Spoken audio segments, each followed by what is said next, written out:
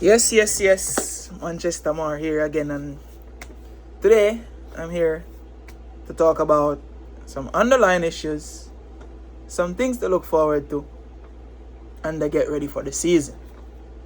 So, the World Cup is done and gone. Summer transfer windows has been booming for a lot of clubs, but I want to talk about my club, Manchester United. We have a problem. Now, you may say, oh, the club have signed 2 midfielders, and I was going to make this video from July 26th with this when the market was slow. So, as you can tell, my thing needs a little update because I'm making it today after the match versus Hull. So we signed Baleba, and of course we saw how the Hull result went. But just like the Hull result went, we have a problem. And I want to start with the focus of the club, because all the good journalism around the club was how we see ourselves winning the league in a few years, how Manchester United is trending in the right direction. We massively overachieved last season, and that was down to 2 things. Forget having quality players in the squad, because we had quality players in the squad that were running last season, that were fit and ready to go. But 2 things: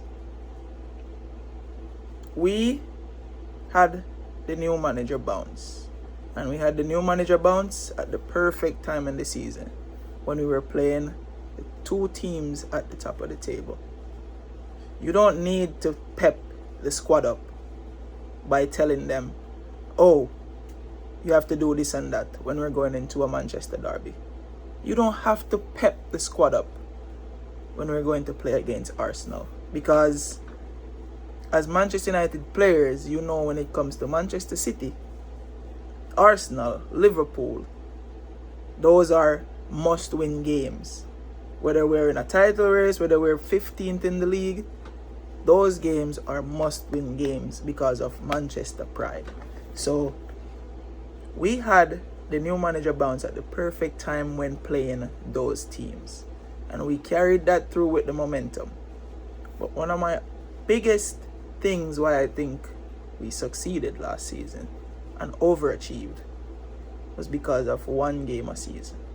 Carrick came in and got the boys playing his style of football, went back to the Manchester way. 4 at the back, midfielders, put Bruno further up, but we had 1 game a season.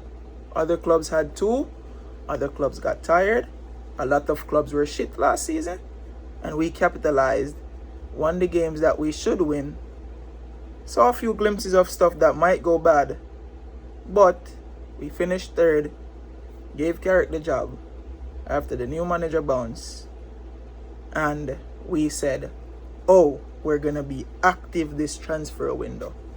Now, this video, granted all the football in the preseason wasn't perfect, but it was a World Cup year, players were tired, new players gelling, we had some issue. My concern and what I want to talk about is Manchester United's ideology in this transfer window. We went into this transfer window expecting to spend big, sell players, and that's a key point, sell players and revamp the team to a team that can challenge for Champions League positions. Keywords, Champions League positions. And to make a run in the Champions League. And we even had thoughts and hopes of winning a cup. Carabao Cup. Mostly the FA Cup is probably what we wanted to win, because that guarantees Europe also. FA Cup. Premier League and the Champions Leagues were always a stretch because it was Carrick's first year and we knew we had to rebuild the squad. But with the transfer window going how the transfer window is going, how confident are you as a Manchester United fan? And how worried or you guys as fans of opposing teams that Manchester United can win a cup, perform, and show they're a squad to be feared. Now, what I want to start with is a major key point. Manchester United went into this window with a new transfer method. And I want to say we are not going to break new grounds with this transfer method. Manchester United, even though we did go toe-to-toe for Matheus Fernandes, who was a dream target and went up to 85 million, showed we were not in the market to break the bank on a transfer. If it was to go up to 90, we backed out. It got to 85 and we heard it was going to keep going and going with Spurs. We backed out at 85. Spurs could have paid a better price. Spurs got Matheus Fernandes.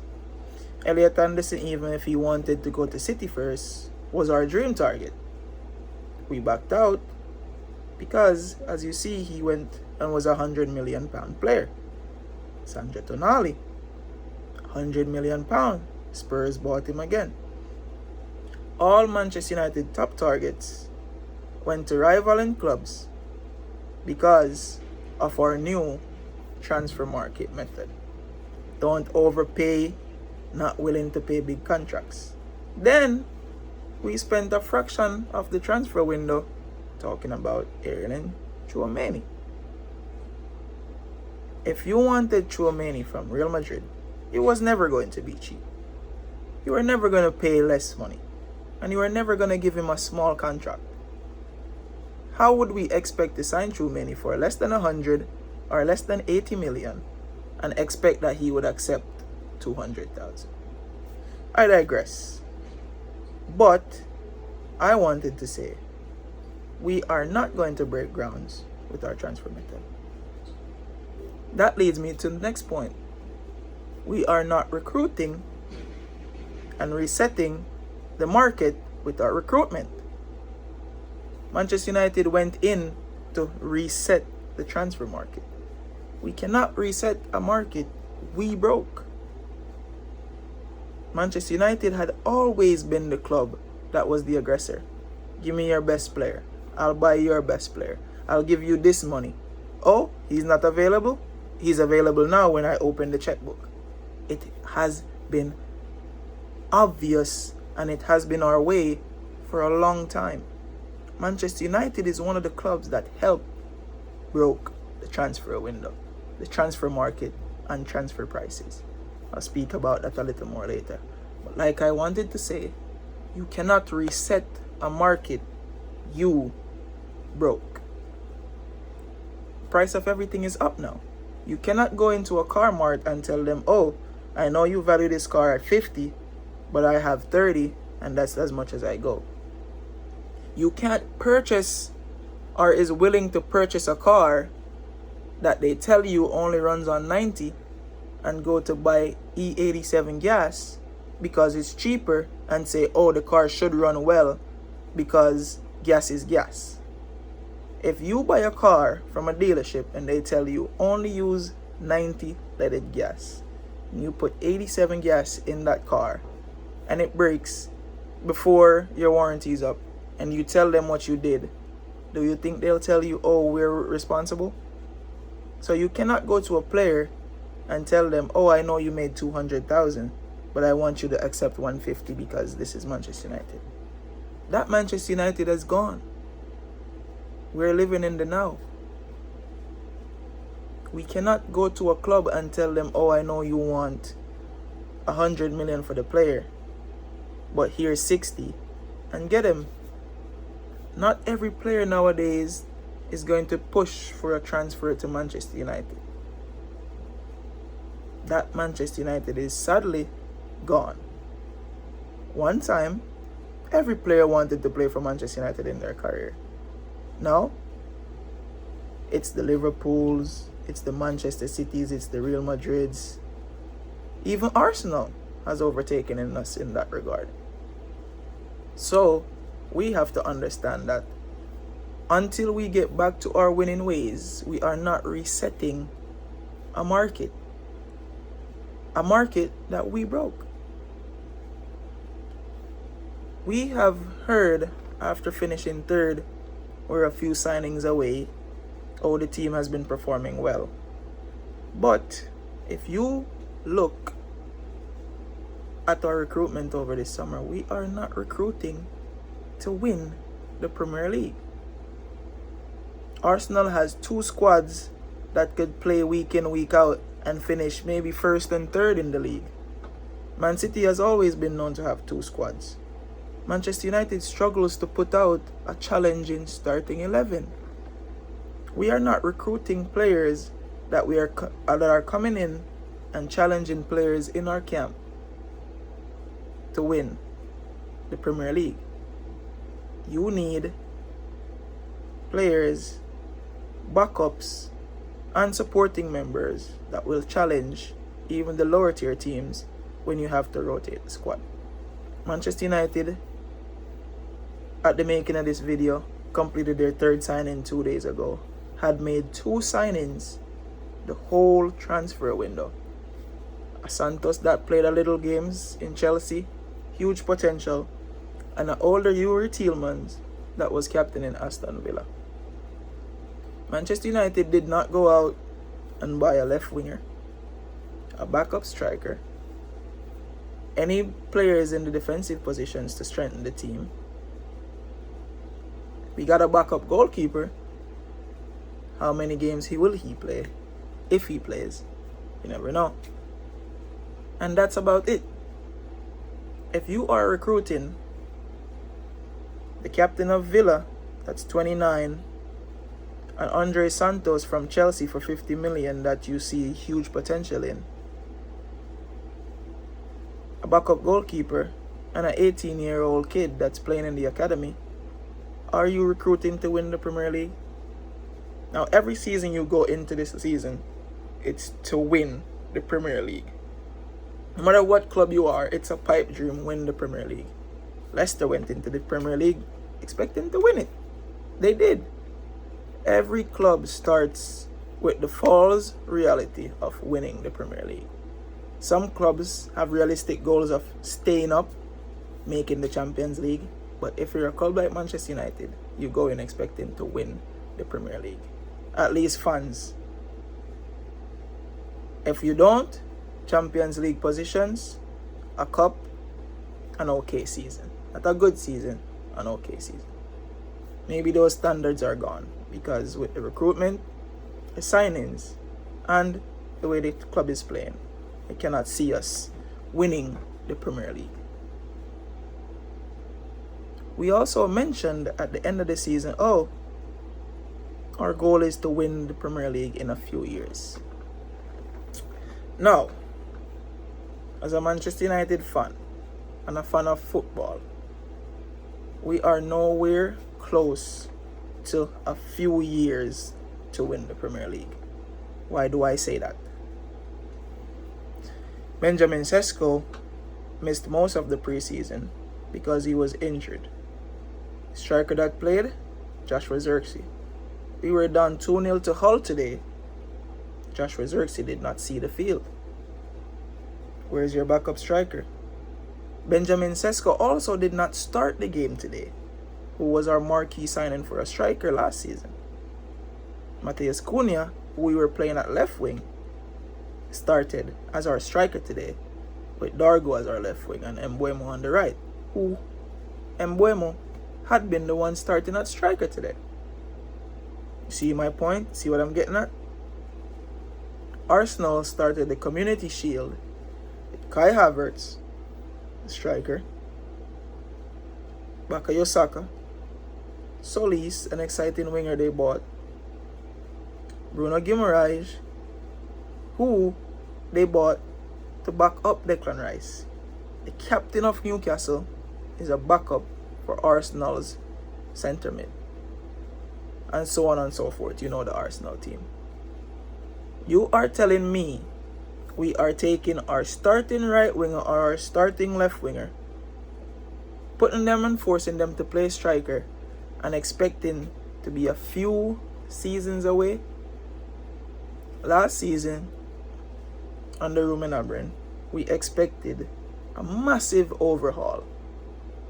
We knew we needed midfielders, we knew we needed defenders, and we knew we needed a new front line. We focused on the front line, brought in Cunha, Mbeumo, and Sesko. Brilliant. We did not get another marquee signing or a signing for any other position that we desperately needed. We relied on Casemiro. We relied on Bruno dropping deep when we knew we needed legs in the middle of the park. Okay, we finished third under Carrick, massively overperforming. This season we knew we needed another revamp. We went into the market not getting a backup striker. There's a week left in the transfer market. Not getting a left back, knowing Shaw is aging and had 2 games a week. Gave Maguire a new contract without getting another centre back, even though we know De Ligt and Martinez suffer from injuries. And we signed 2 midfielders, one to a release clause, another a prospect from Chelsea, and just completed our 3rd signing of the season of the transfer market with 2 weeks left in the window.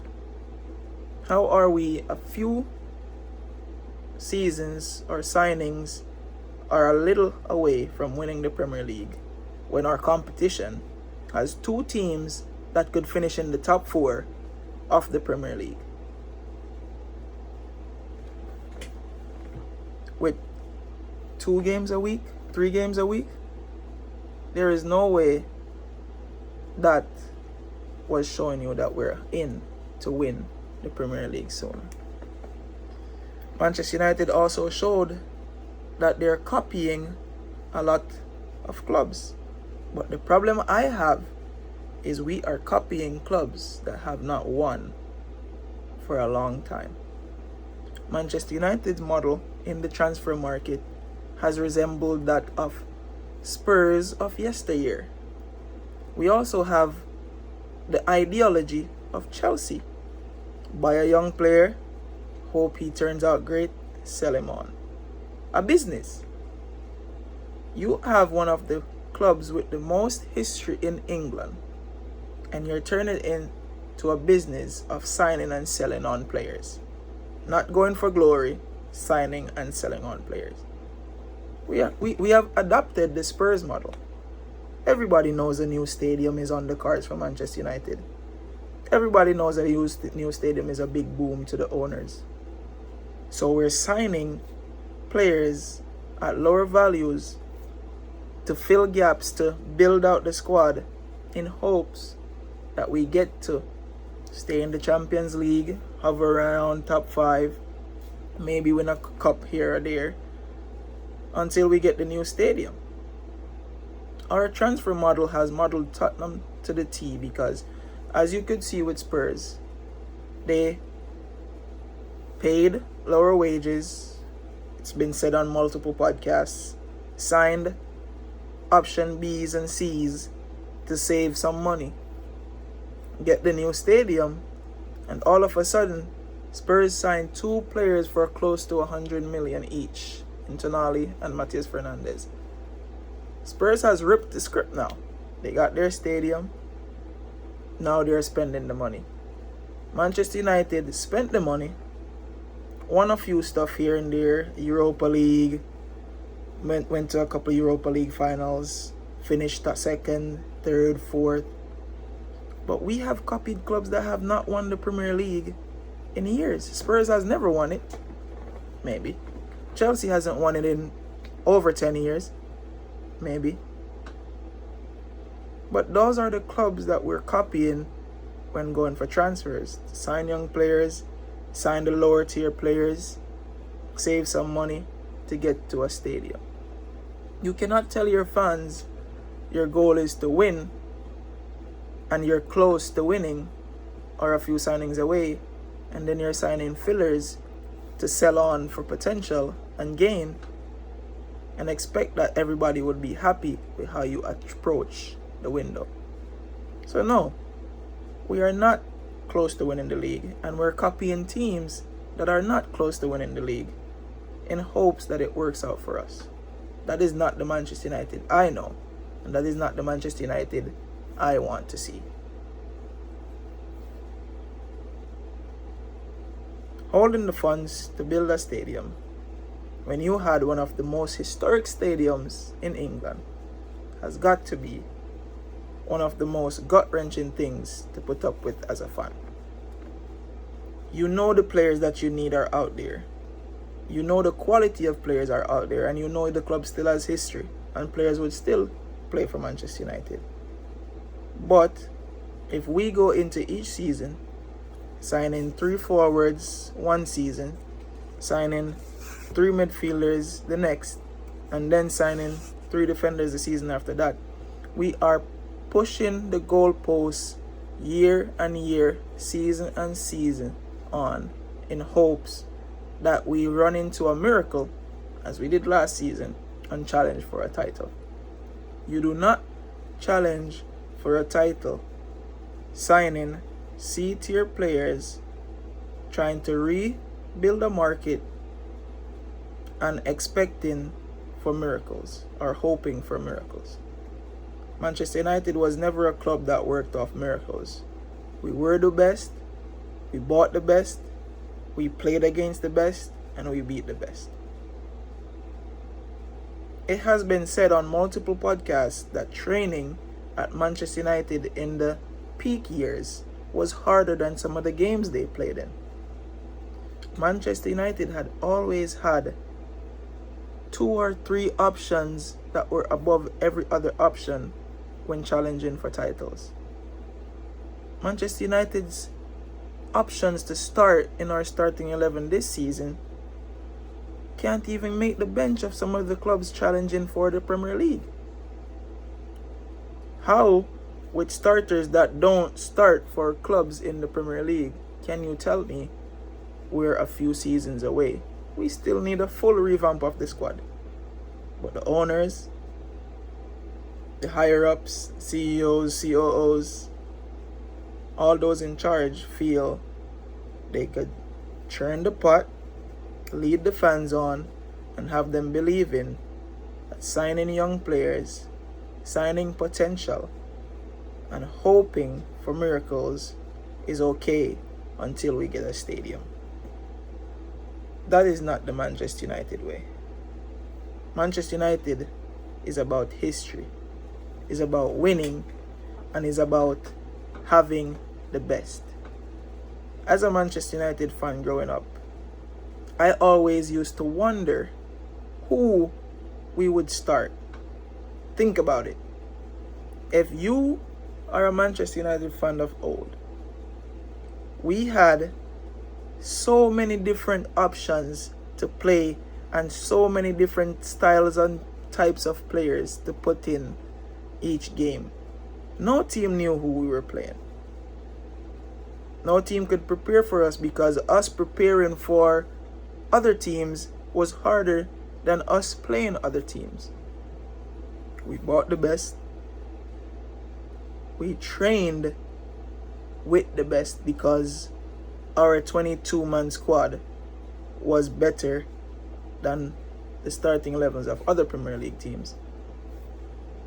We beat the best because we won Champions League trebles and always won Premier Leagues. And we were the best. Until we realize that having owners and people at the club that are willing to accept top 4 and maybe a trophy as a successful year is not the Manchester United way, we will never get back to the Manchester United way. So Manchester United, we have a problem. It's on us to do like Ragnick said, have an open heart surgery, try to do what Amram did, get the boom squad out, and play and shop and become the Manchester United of old. The Red Devils that would haunt you in your dreams, and the team that was willing to score 4 if you scored 3 and win the Premier League. We have a problem. We know how to fix it. Come on, United.